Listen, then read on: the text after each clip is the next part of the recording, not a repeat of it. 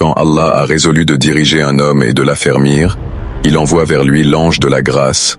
On dit que c'est Gabriel.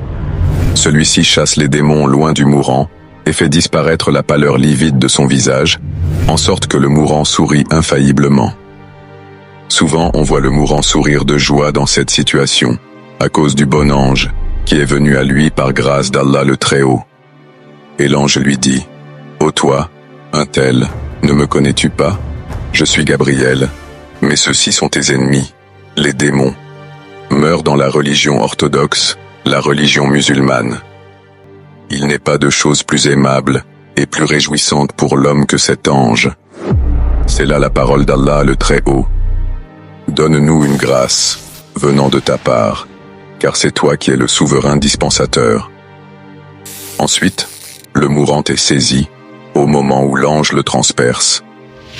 Or, il y a des hommes qui sont transpercés pendant qu'ils sont en prière, d'autres pendant qu'ils dorment, d'autres pendant qu'ils vaquent à leurs occupations, d'autres enfin pendant qu'ils sont adonnés au jeu, car c'est un coup imprévu, et l'âme est enlevée d'une seule fois. Il y a des hommes qui, lorsque l'âme atteint leur gorge, voient apparaître à leurs yeux les gens de leur connaissance qui les ont précédés, et ceux d'entre leurs voisins qui sont morts les entourent. Alors le mourant pousse un mugissement que toute chose entend sauf les hommes. Si ceux-ci l'entendaient, ils mourraient. La dernière chose qui se perd chez le mourant, c'est l'ouïe, car la vue se perd au moment où l'esprit se sépare tout à fait du cœur. Mais l'ouïe se conserve jusqu'à ce que l'âme ait été enlevée. C'est pourquoi le prophète a dit, « Répétez à vos morts le témoignage, il n'a pas d'autre Allah que Allah. » Toutefois, il a défendu de le leur répéter trop souvent, à cause de la terreur immense et du chagrin déchirant qu'ils ont à supporter.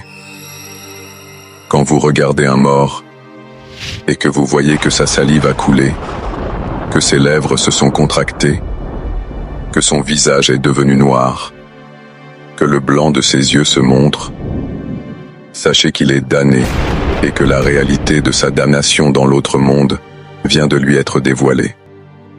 Mais si vous voyez le mort avoir la bouche sèche, comme s'il riait, le visage serein, les yeux à demi fermés, sachez alors qu'il vient de recevoir la bonne nouvelle de l'avenir réjouissant qui l'attend dans l'autre monde, et que la réalité du sort honorable qui lui est réservé vient de lui être révélée.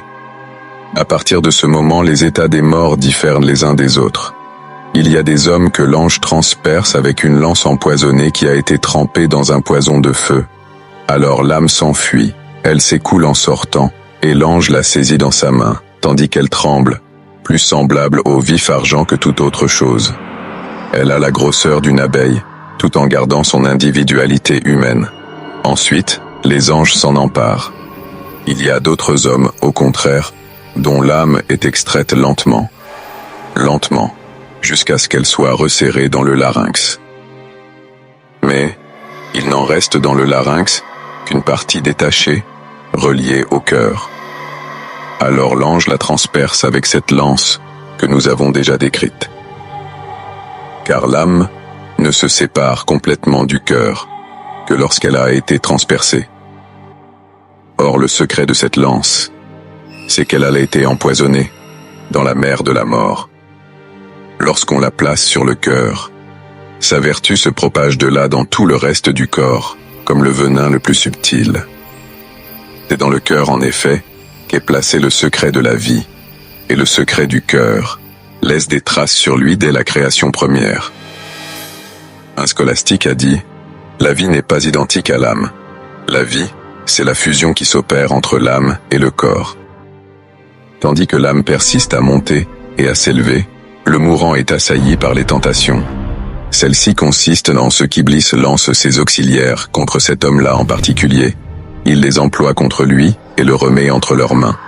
Ils viennent donc à lui, pendant qu'il est dans cet état, et revêtent à ses yeux l'apparence de ceux qui ne sont plus, qui lui furent chers, qui sont morts, et qui lui donnaient de bons conseils durant la vie terrestre, comme par exemple son père, sa mère, son frère, sa sœur, son ami intime. Ils lui disent « Tu vas mourir, ô toi, un tel, et nous nous t'avons déjà précédé. Meurs donc en juif, car c'est là la religion agréable, ô Allah le Très-Haut. S'ils se détournent d'eux et leur opposent un refus, il en vient d'autres qui lui disent « Meurs en chrétien, car c'est là la religion du Messie, par laquelle il a abrogé celle de Moïse. » Ils lui rappellent ainsi les articles de foi de chaque religion. C'est en cette circonstance qu'Allah le Très-Haut séduit ceux dont il a résolu l'infidélité. Tel est le sens de cette parole d'Allah le Très-Haut. Ô Seigneur, ne rends pas nos cœurs infidèles, après que tu nous as guidés dans le droit chemin. Donne-nous une grâce venant de ta part, car c'est toi qui es le souverain, ce qui signifie « Ne rends pas nos cœurs infidèles au moment de la mort, puisque depuis si longtemps, tu nous as guidés dans le droit chemin. »